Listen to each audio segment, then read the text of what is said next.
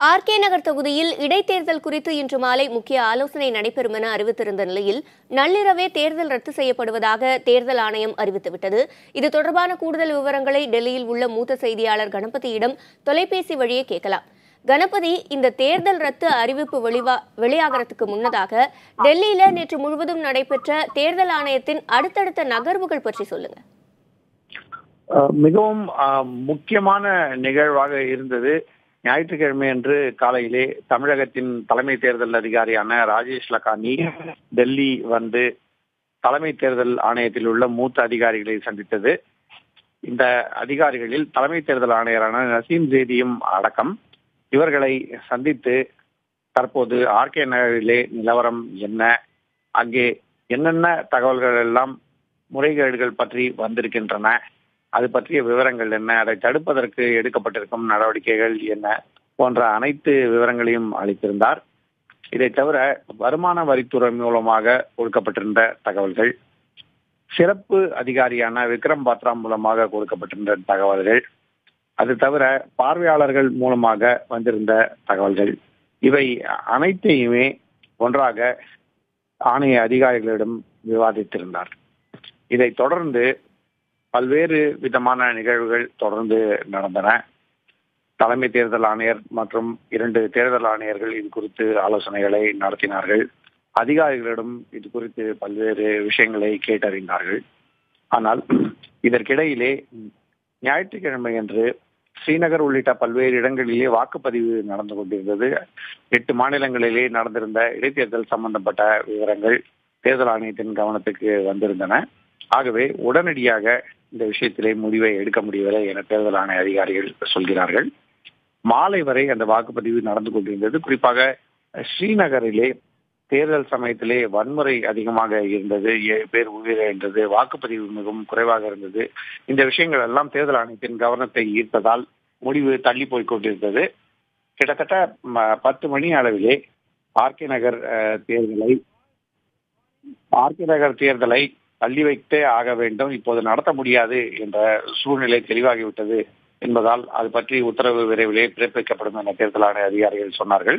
அதன்படியே பணப்பட்டுவாடா நடந்திருக்கிறது, பரிசு பொருட்கள் விநியோகம் நடந்திருக்கிறது. ஆகவே தற்போது நியாயமான முறையிலே தேர்தலை நடத்துவதற்கான சூழ்நிலை இல்லை என்று முடிவு செய்யப்பட்டது. அதற்கு விளக்கம் கொடுக்கும் வகையிலே என்னென்ன காரணங்கள் இருக்கின்றன என்பதை தொகுத்து உத்தரவு பின்னர் நள்ளிரவுக்கு பின்னால் பிறப்பிக்கப்பட்டது. அந்த உத்தரவிலேயே தேர்தல் நடத்துவதற்கு முன்பாக என்னென்ன நடவடிக்கைகள் எடுக்கப்பட்டன, தேர்தல் அறிவித்த பிறகு கண்காணிப்பு எப்படி அதிகரிக்கப்பட்டது, தேர்தல் பார்வையாளர்களை கூட திக்குமிக்காட வைக்கும் வகையிலே எந்தெந்த வகையிலே பணபலம் புகுந்து விளையாடியது போன்ற பல்வேறு விஷயங்கள் விரிவாக சொல்லப்பட்டிருக்கின்றன. இதை தவிர தேர்தல் ஆணையம் தனது வருத்தத்தையும் தெரிவித்திருக்கிறது. இத்தகைய சூழ்நிலையில் தேர்தலை நடத்த முடியாது, சாலிட் ஸ்டேட் ஆஃப் அஃபேர்ஸ் என்று விளக்கியிருக்கிறது. ஆகவேதான் நியாயமான முறையிலே தேர்தல் நடக்கக்கூடிய சூழ்நிலை உருவாகும் வரை இந்த தேர்தல் நடக்க வேண்டாம் என்று அந்த உத்தரவிலே சொல்லப்பட்டிருக்கிறது. ஆகவே ஆர்கே நகருக்கு தற்போது தேர்தல் கிடையாது, ரத்து செய்யப்பட்டு விட்டது. புதிதாக ஆணையம் உத்தரவு பிறப்பித்து அதன் பிறகே மீண்டும் ஒரு முறை வேட்புமனு தாக்கல், வேட்புமனு பரிசீலனை முதல் அனைத்து விஷயங்களும் நடந்து அதன் பிறகுதான் தேர்தல் நடக்கும். இந்த பணபலத்தின் தாக்கம் குறைந்த பிறகுதான் தேர்தல் நடத்த வேண்டும் என்று தேர்தல் ஆணையம் கருதுகிறது. ஆகவே சிறிது இடைவெளிக்கு பிறகே இந்த தேர்தல் நடக்கும். அது ஒரு சில வாரங்களாக இருக்கலாம் அல்லது ஒரு சில மாதங்களாகவும் இருக்கலாம். இந்த நிலையில நேற்று நள்ளிரவே இதற்கான அறிவிப்பு வந்துவிட்ட நிலையில இன்று மாலை நடைபெறும் என்று ஏற்கனவே அறிவிக்கப்பட்டிருந்த அந்த தேர்தல் ஆணையத்தின் ஆலோசனை கூட்டம் என்பது நடைபெறுமா? அது பற்றிய தகவல்கள் இருக்கிறதா? தேர்தல் ஆணையத்தின் கூட்டம் என்பது நடைபெறும் என்றால் ஆர்கே நகர் தவிர பல்வேறு விஷயங்கள் பரிசீலனைக்கு வருவதாக இருந்தது. ஆனால் ஆர்கே நகரை பொறுத்தவரை மேலும் தாமதம் தேவையில்லை. போதுமான அளவுக்கு ஆதாரங்கள் ஏற்கனவே இருக்கின்றன. வேறு புதிய தகவல்கள் எதுவும் வந்து சேர வேண்டிய சூழ்நிலை இல்லை. இதை தவிர அங்கே பிரச்சாரம் முடியக்கூடிய சூழ்நிலை நேரம் வந்துவிட்டது. அந்த காலக்கெடு கடந்து விட்டால் பின்னர் வாக்குப்பதிவு சாவடிகளில் செய்ய வேண்டிய ஏற்பாடுகளை செய்ய வேண்டியிருக்கும்.